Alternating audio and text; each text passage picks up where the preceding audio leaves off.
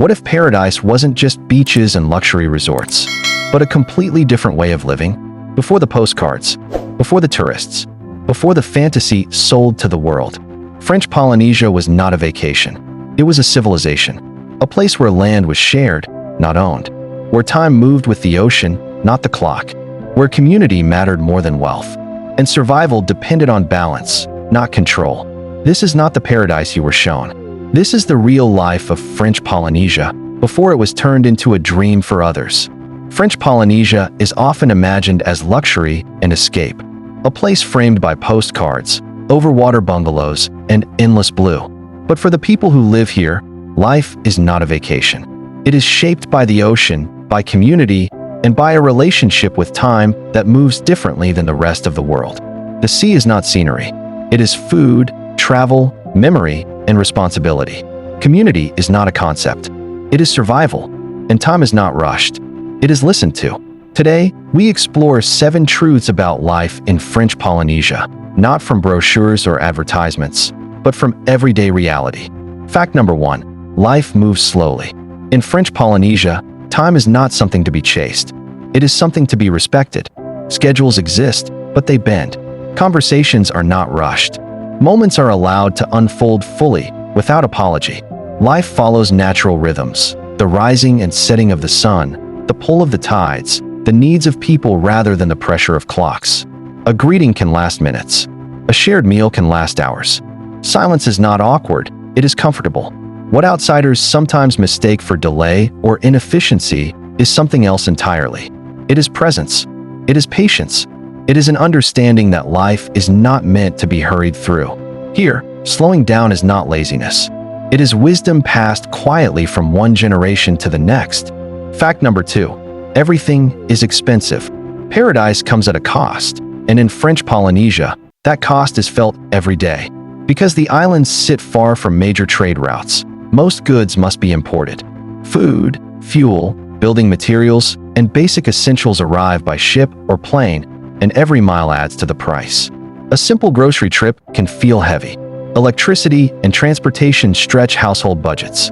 What looks effortless from the outside often requires careful planning behind the scenes. To adapt, many families rely on what the land and sea still provide.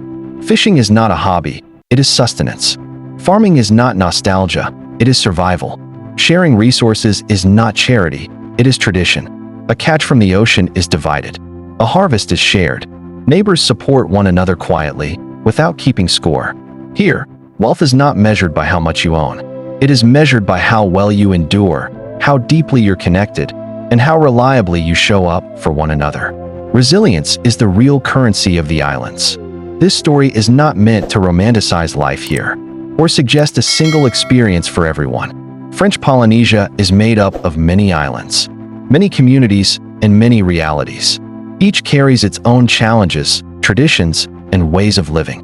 What you're seeing is not a stereotype, it's a window. Fact number 3. The ocean is daily life. In French Polynesia, the ocean is not something you visit. It is something you live with. It feeds families before it feeds tourists. It connects islands before it separates them. It teaches patience, respect, and timing. Children grow up learning the moods of the water, how to read the tides, how to move with the waves, how to understand when the sea welcomes you and when it must be left alone. Fishing is not just an activity. It is knowledge passed down through generations, where to cast, when to wait, what to take, and what to leave behind. The ocean shapes identity. It appears in stories, songs, and rituals. It is memory, teacher, and provider. Here, the sea does more than surround life. It sustains it, both in body and in culture. Fact number 4. Community comes before the individual. In French Polynesia, independence is not isolation. No one is expected to carry life alone. Family extends far beyond the household. Food is shared without question. Childcare is collective. Work is done together, not divided by ownership. Elders are not pushed aside. They are listened to. Their presence anchors the community, carrying memory, guidance, and continuity. Children belong to everyone. They are corrected gently, protected instinctively, and guided by many hands.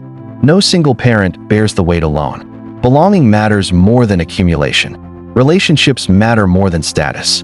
A person's value is measured by how they show up for others. Here, community is not a safety net. It is the foundation.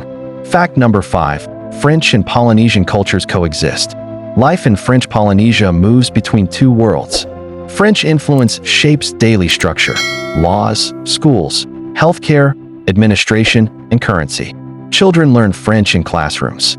Paperwork, exams, and systems follow Paris. But beneath that framework lives something older. Polynesian identity is carried through language spoken at home, through dance that tells history without books, through tattoos that mark genealogy, belonging, and life passage, through spiritual beliefs tied to land, ocean, and ancestors. These worlds do not replace one another. They overlap. Sometimes they cooperate. Sometimes they collide. Modern education opens doors, but can pull youth away from tradition. Economic opportunity brings comfort, but risks eroding cultural rhythm. French governance offers stability, but cannot fully translate Polynesian values. So people learn to balance, to navigate systems without losing themselves, to adapt without disappearing. This coexistence is not seamless. It is lived daily, patiently, intentionally. And in that balance, identity survives. Fact number 6. Nature shapes daily decisions. In French Polynesia, nature is never background. It is the guide. Weather decides when boats leave harbor. Tides determine when fishing or gathering can happen. The shape of the land decides where homes are built, where gardens grow, and where villages thrive. The ocean, the wind, the sun, and the soil are not resources to dominate. They are partners to consult. Life here is a constant negotiation with the natural world. Adaptation is not optional, it is survival. To live well is to listen, observe, and move in harmony. Here, humans do not control nature. They learn from it. They move with it. And in doing so, they endure. Fact number 7. Opportunities are limited, but life feels rich. Jobs are few, especially on the smaller, more remote islands. Young people often leave, traveling far from home to study, work, or build futures that the islands cannot provide. Yet those who remain redefine what it means to be wealthy. It is not measured in money, titles, or possessions. It is measured in time spent with family, in strong relationships, in land that feeds and grounds, and in the quiet peace of mind that comes from belonging. A simple morning fishing trip can feel like abundance. A shared meal carries more value than a paycheck. A community that watches over its children and elders is richer than any city skyline. Life here is lean by conventional standards, but it is deeply, profoundly rich in ways that money cannot buy. Closing reflection. French Polynesia reminds us that life doesn't have to be fast to be full. That prosperity isn't always loud or measured in currency. That community, connection, and care can matter more than borders, schedules, or possessions. Here, wealth is patience. Here, abundance is relationships. Here, living in harmony with nature is the truest measure of a good life. And perhaps, in a world that always moves too quickly, these lessons are exactly what we need to remember. Welcome and subscribe to Mode Hub Tales, where history speaks and culture lives on.